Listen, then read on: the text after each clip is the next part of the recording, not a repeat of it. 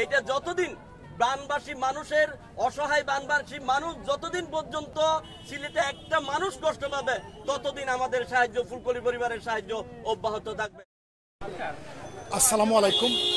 সিলেটি অনলাইনের সরাসরি সম্প্রচারে সংযুক্ত রয়েছে আমি আমিরুপ, আর আপনারা যারা দেখছেন আপনাদেরকে জানাচ্ছি স্বাগত। সুপ্রিয় দর্শক, এই মুহূর্তে অবস্থান করছি সিলেট রোজবির সামনে। আপনারা দেখছেন যে এখানে বন্যা কবলিত মানুষের পাশে এই ফুলকলি ফুড প্রোডাক্ট লিমিটেড তারা আজকে বন্যা কবলিত মানুষের মাঝে তার খাদ্য সামগ্রী তারা বিতরণ করবেন। দর্শক, আপনারা দেখতে থাকুন যে আমরা এই মুহূর্তে অবস্থান করছি সিলেট রোজবির সামনে, এবং এখানে বন্যার্থীদের সাহায্যে এগিয়ে আসেন ফুলকলি ফুড প্রোডাক্ট প্রাইভেট লিমিটেড এই কোম্পানিটি। আজকে তারা বন্যা কবলিত এলাকায় মানুষের মাঝে তারা খাদ্য সামগ্রী তারা বিতরণ করবেন এমনটি জানিয়েছেন, এবং আমরা এখানে অবস্থান করছি যে এই বন্যা কবলিত এলাকায় মানুষের মাঝে যে তারা খাদ্য সামগ্রী তারা বিতরণ করবেন। দর্শক, আপনারা দেখছেন যে এই মুহূর্তে আমরা উপশহর এলাকায় অবস্থান করছি।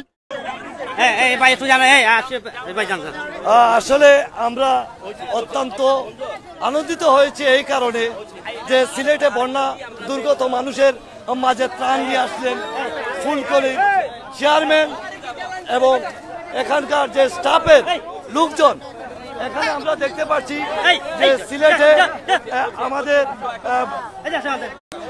এই বন্যার্থদের সাহায্যে যারা এগিয়ে এসেছে তাদের কথা এই সিলেটবাসী মনে রাখবে, যেন বন্যাবাসী ত্রাণ সামগ্রী আপনারা বন্যাবাসীর কাছে পৌঁছাই দিতে পারেন, বানবাসী মানুষের কাছে পৌঁছে দিতে পারেন।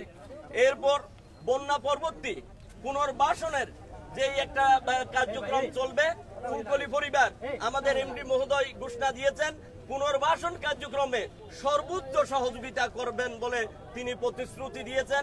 সিলেটের বাসীর সাথে আগেও ছিলেন, এখনো থাকবেন, এই কথা তিনি বলেছেন।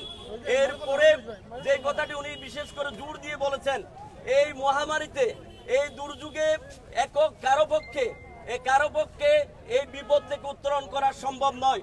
সরকারের পাশাপাশি আমরা যারা বিত্তবান আছি সমাজে, বিত্তবানদেরকে এগিয়ে আসতে হবে, যারা রেমিটেন্স যোদ্ধা আছে তাদেরকে এগিয়ে আসতে হবে।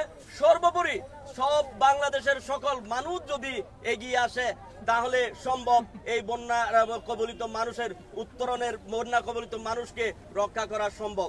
পরিশেষে অর্থাৎ উনি এইটা বলছেন, আল্লাহর কাছে আমরা সকলে সাহায্য চাইব, বেশি বেশি আল্লাহর কাছে ফরিয়াদ করব, আল্লাহ যেন আমাদের এই সিলেটবাসীর এই বিপদ থেকে আমাদেরকে মুক্তি দেন। সবাইকে ধন্যবাদ জানিয়ে এখানে উনি ওনার মূল বক্তব্যটা আপনাদের সামনে আমি উপস্থাপন করলাম।